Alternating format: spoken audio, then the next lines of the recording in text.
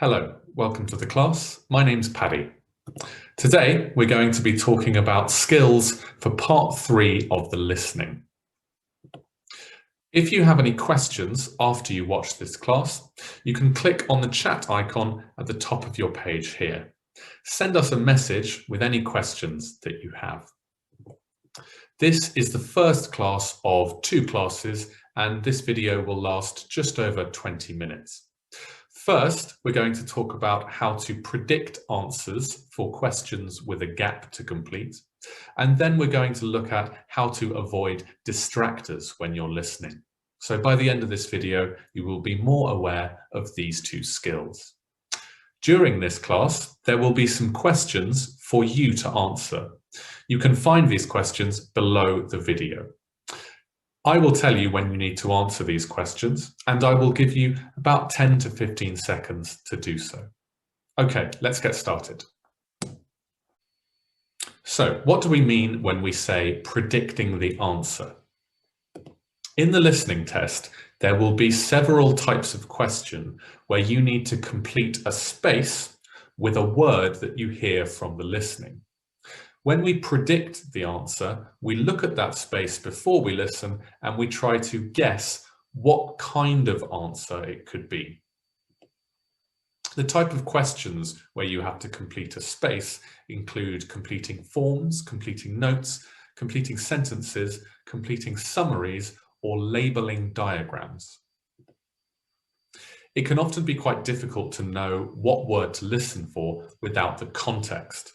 If you read the context, it will give you some idea of the category or the topic of vocabulary to listen for.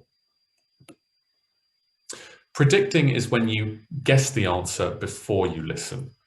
You will have 20 to 30 seconds before the set of questions to read through the questions.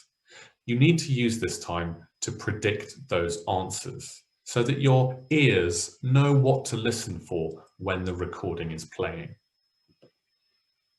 It's a really good skill to develop because it makes your listening more focused, so you're just picking out the key information that's relevant to that question. Here is an example of a question where we have to complete gaps. The gaps come inside notes, so not complete sentences, and the notes come inside a table. So what we should do is look at the headings of the columns of this table. So we have member of staff, we have role. So this conversation is going to talk about the members of staff at a university and their various roles and responsibilities. Using the information in the column, we can see that all of these are members of staff. So for question 24, we could predict the kind of answer to expect. Look at the first question below this video and select 3 possible answers to question 24.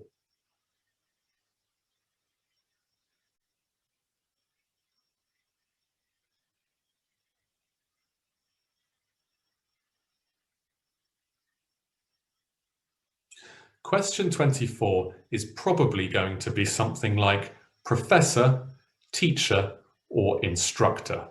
These are all members of staff that you would find at a university. So maybe not those exact words, but it will be something similar. It's not going to be student or customer because they are not members of staff. It's also not going to be personal tutor because that's already in the question. So when we're listening to this, we're going to listen out for a member of staff. Now, because the listening goes in the order of the questions, we're going to listen out for that member of staff after academic advisor and before teaching associate. So that helps us. Let's look at the other 2 questions, 23 and 25.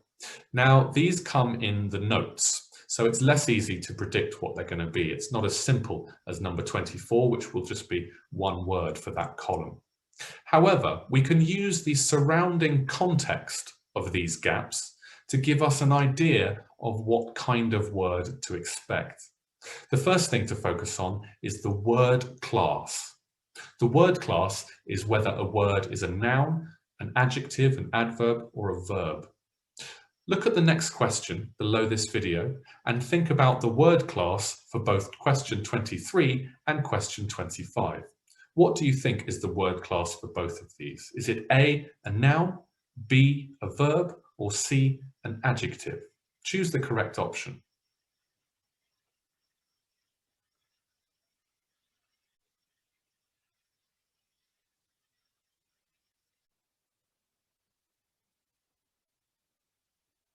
So the word class for both question 23 and 25 is going to be a noun. We know this because for question 23, there's the preposition with, which will come before a noun. And in 25, there's the verb writes. So 25 is the object of that verb. It will be a noun. As well as knowing the word class, we can focus on exactly what kind of word or noun this is going to be.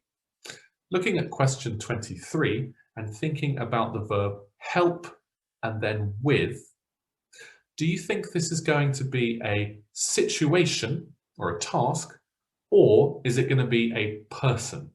Look at the next question below this video and decide if the answer to 23 will be a task or situation or a person. Choose the correct option.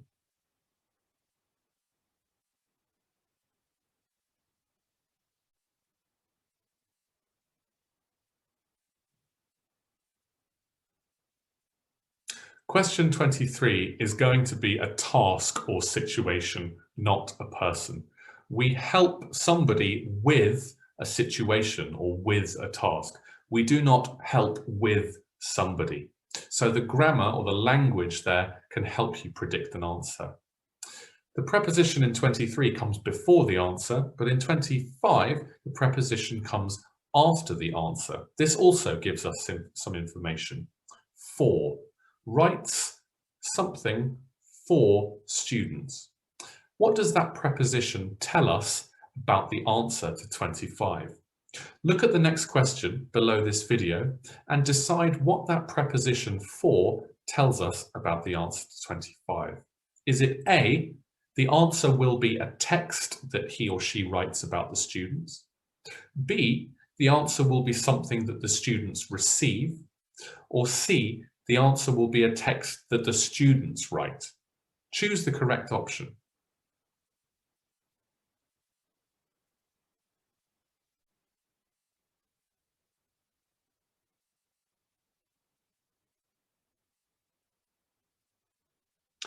So the answer to 25 will be B, something that the students receive. So they write something for the students. It's the idea of you're writing it with the students in mind that you're then going to give to them. We can focus in a little bit more detail and think about the context of this teaching associate at a university writing something for students. What could that something be? Look at the next question below this video, and can you think of the three things which that answer could be?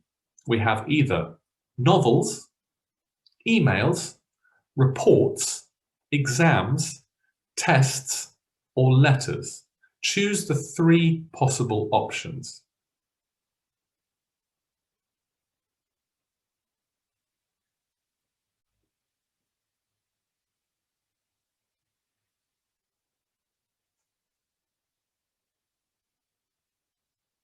So for question 25, it's going to be something like writes reports, writes exams, or writes tests.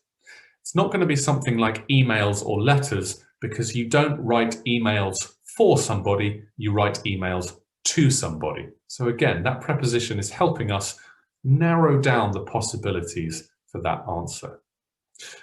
Predicting answers doesn't guarantee you the correct answer. What it does is it helps you know what to focus on in the listening, what kind of words to listen for. If you hear something which matches or is similar to your predicted answer, it can give you confidence that that answer will be correct. I'd like to show you some more examples of how we can use prepositions to help us predict the kind of answer to listen for. Here we have the same question, but each time I have changed the preposition in, on, and at. So the sentence says, the study group meets in, or meets on, or meets at. This changes the kind of answer we would expect. I'd like you first to think about question 21. What kind of answer would you expect for this question? Look at the next question below this video and choose either A, a time, B, a day, or C, a place for question 21.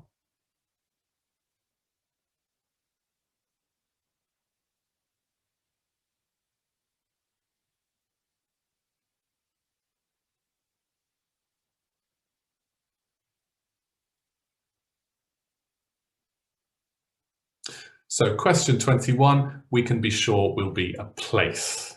The study group meets in the library, for example. It's not going to be a time. The study group meets in 2012. That would be very strange to give a year. Or the study group meets in October. That seems unusual for a university study group. Now look at 22. The study group meets on. Look at the next question below this video and decide if the answer is going to be A, a time, B, a day, or C, a place.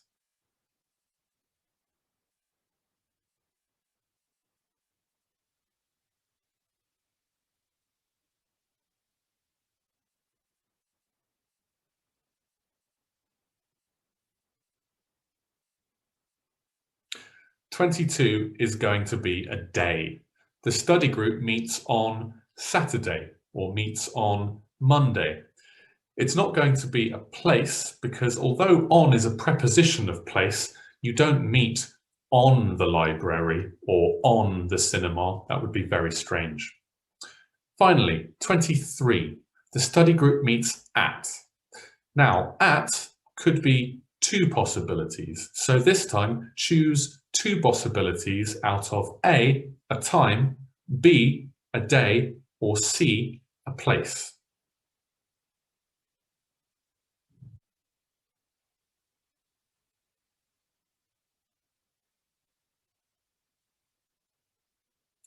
Question 23 could be a time, A, the study group meets at 6 o'clock, or it could be C, a place. The study group meets at the cafeteria. So both of those could be possible. So when you're listening, you'd be listening out for both of those. Now I'd like to look at distractors. So what do we mean when we say distractors? Well, the IELTS listening test is a test of your ability to understand the general meaning behind what people are saying, but also to understand the specific information that people say. There are some sections of the recording that contain information that you will see in the answer options, or that could be possible in the spaces of answer options. This information will make you think it's correct, but it's not correct. These pieces of information distract you from the real correct answer, which appears in a similar place in the recording. This is why we call them distractors. Pretty much all question types contain distractors, from multiple choice to filling the gap questions. It's especially common, however, in multiple choice questions, where you will probably hear them talk about all of the options in the question. Information matching questions, where again, you will hear them talk about all of the options that you could match the person or the speaker or the topic to. And also in part 1, where you have numbers and names and times to complete, they will often throw in some extra times to make you think that that's the correct answer.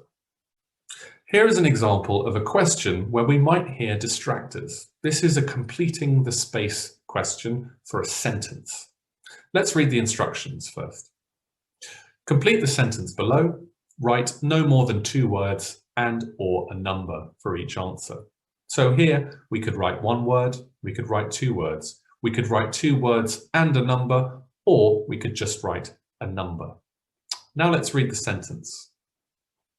Sandra can go and see her tutor after. So for question 23, because of the preposition after, I would expect a time period, or an event. So it could be a time, like after 6 o'clock. It could be a time period, like after lunchtime, or it could be an event, like after the meeting. We're going to listen to the recording, and we're going to try and pay attention to how many different times, time periods, and events they mention in the recording for this question. Look at the next question below this video. Read the question before you listen to the recording. Then I'm going to play the recording. After you listen to the recording, choose the correct number of times, time periods, or events that they mention. Now I'm going to play the recording. Choose the correct option. When can I go and see my tutor to ask her about my coursework? Well, most of the tutor's office hours are from lunchtime to 3 p.m. But your tutor also works in the research department, so her hours are a little different. Your tutor teaches in the morning and does research until 4 in the afternoon. No, sorry, it says here she finishes at 5. Her tutees can visit her any time after then. In that recording, we heard 5 different mentions of times, events, or time periods.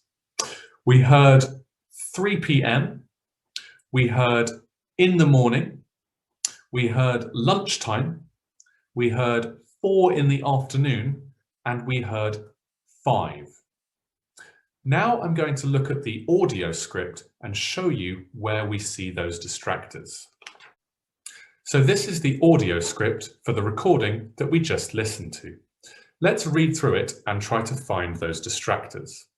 So the student says, "When can I go and see my tutor to ask her about my coursework?" When we're listening, we're going to listen for that when. Okay, now we know we're listening for the time. The professor replies, "Well, most of the tutor's office hours are from lunchtime to 3 p.m. But your tutor also works in the research department, so her hours are a little different. Your tutor teaches in the morning and does research until 4 in the afternoon. No, sorry, it says here she finishes at 5. So there are those 5 possible answers. Lunchtime, 3 p.m, in the morning, 4 in the afternoon, and at 5. Let's think back to the question, and reading the audio script, decide which of those is the correct answer. Look at the next question below this video and choose the correct answer to question 23.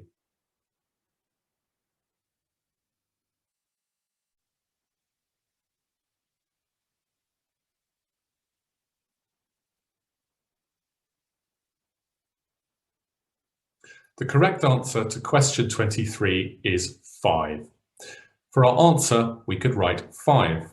We could write 5 p.m. We could write 5 o'clock. We could not write 5 in the afternoon because that is one number and then 3 words, which doesn't fit with the instructions. Notice that the speaker here corrects himself. Originally, he said 4 in the afternoon, and then he said, no, sorry, 5.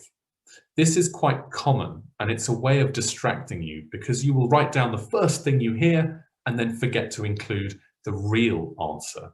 So often distractors come at the beginning of what someone says and the real answer comes at the end. But this is not the only position for distractors to be. They could be in any order and the answer could be anywhere amongst them. Here is an example of a multiple choice question.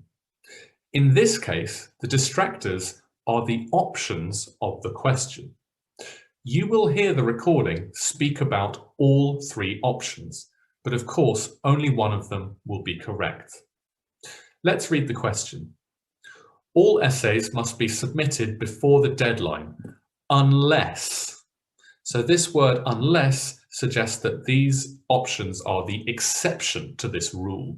So the rule is the essays must be submitted before the deadline, but one of these is the correct exception to that rule. We're going to play the recording. Don't worry about listening for the correct answer. All I'd like you to do is listen for the correct order that you hear the options in. Look at the next question below this video. The options are the order of A, B, and C. After you listen to the recording, choose the correct order for these options in the question. Now I'm going to play the recording. Choose the correct order for those options. And when it comes to your final written assignment, it is essential that you hand it in before the deadline given to you by your professor. Is there any way to extend the deadline? Well, some exceptions can be made if something unexpected happens that takes you away from university, like an urgent family situation. However, the essay submission process is done completely online, so you should be able to do it even if you are ill. During the holidays, the campus is closed, but the online submission site will still be up and running.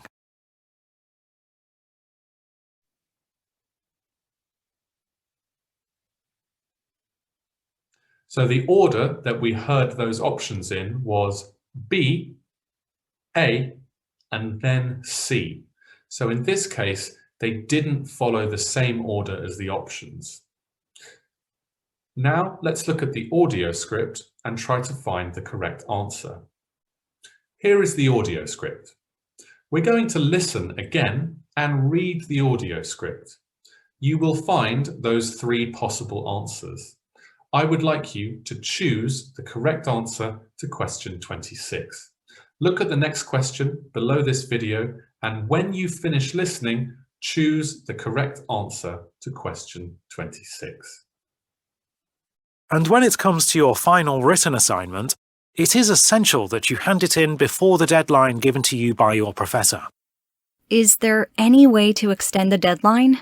Well, some exceptions can be made if something unexpected happens that takes you away from university, like an urgent family situation. However, the essay submission process is done completely online, so you should be able to do it even if you are ill. During the holidays, the campus is closed, but the online submission site will still be up and running. Well done if you got the correct answer. It was B, the student has a family emergency. Let's look at the audio script and see where the answer and those distractors are. So here the professor says, well, some exceptions can be made if something unexpected happens that takes you away from university, like an urgent family situation. So that seems to be the exception. However, the essay submission process is done completely online, so you should be able to do it even if you are ill. Okay, so we're hearing the word ill, but before it is the phrase even if, which means it does not matter if you are ill, you still have to submit the essay. So that's a distractor, but it's not the correct answer because of even if. And then we have, during the holidays, the campus is closed, but the online submission site will still be up and running. So we have but and still. So yes, the campus is closed. However, the online site is still running. No difference, no change, no exception there. So here, the distractors actually came after the correct answer. Okay, that is the end of the class. Remember, if you have any questions now, you can click on that chat icon at the top of your page. Send us a message if you have any questions. Thank you for listening.